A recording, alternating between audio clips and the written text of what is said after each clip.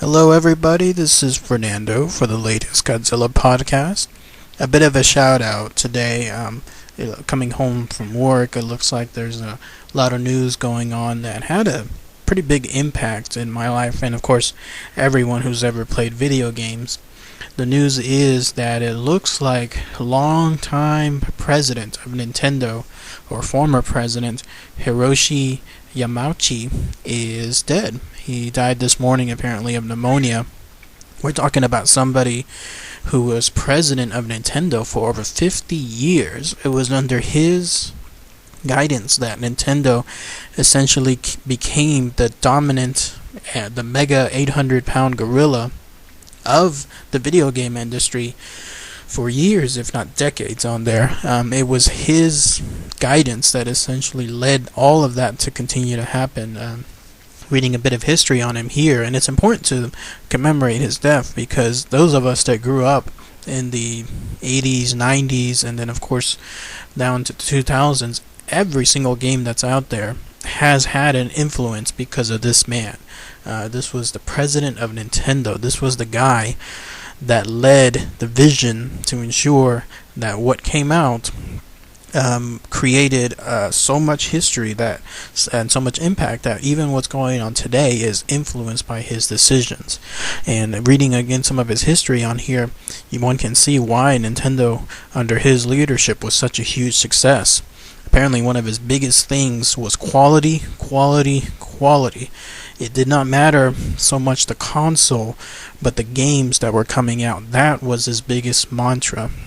And Nintendo is famous for it when it comes to their third-party licensing.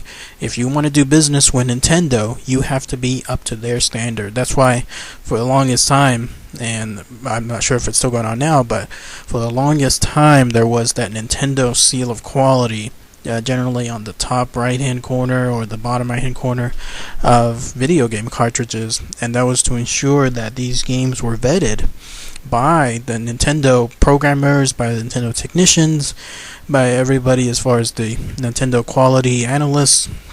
They wanted to ensure that what was being given by third-party creators onto their platform was up to their standards. That was because of him.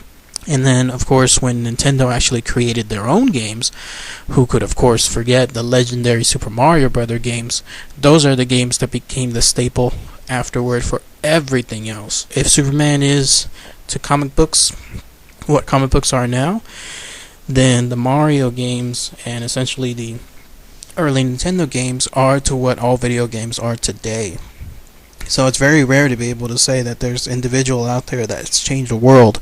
This is one man that did it.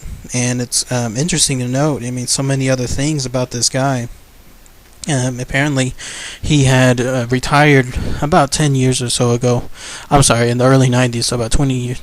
About 2002, so yeah, about 10 years or so ago. And when he retired, he was already a multi-billionaire because of the huge success that Nintendo had, and he was due to receive a pension, an annual pension for the rest of his life of around $9 to $14 million. But he said no. He said that he's gonna forego that, and he's gonna make sure that Nintendo keeps that money because it'll go to better use.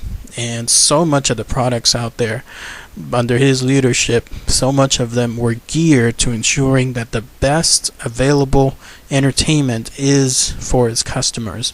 Obviously, the NES was a huge, gigantic success, followed by the Super NES. Both of them all developed and geared exclusively to the gamers. And then you had the other items like the revolutionary Game Boy, and then you had the next step in gaming history, which was the Nintendo 64, followed by all the rest of the other consoles. Were there a couple missteps? Sure. The virtual Game Boy would seem to be one that a lot of people didn't like, and then the GameCube itself seemed to be another one. But it was as always, nothing is perfect in business, but considering how long the company has been a success, it's a testament that this guy Hiroshi and his leadership all created that. And it's interesting to think so many other companies could have mimicked him You had past gaming consoles out there like the 3DO and the Jaguar, and I think there was another one out there like the Sega CD or Sega Mega something, I forgot what it was called. But all of those failed because of the fact that whenever they came out, all it was a blitz to create the fastest product, but there was no emphasis placed on the games. Sure, a couple of games came out, but you can't have just a couple. You gotta have a rich library of games to ensure that the people that are buying these very expensive consoles will continue to purchase games and feel fulfilled, such as anything involving the new releases of any new consoles from Nintendo. They did not copy that model. They instead went on their own route, and that's why they are now just pages in history, while Nintendo, of course, continues to be the mega blockbuster that it is. So, anyways, just a quick shout out to this revolutionary guy. Anyone like me that grew up playing video games, so many hours of quality entertainment all came from his leadership. So, quick shout out to Hiroshi Yamauchi.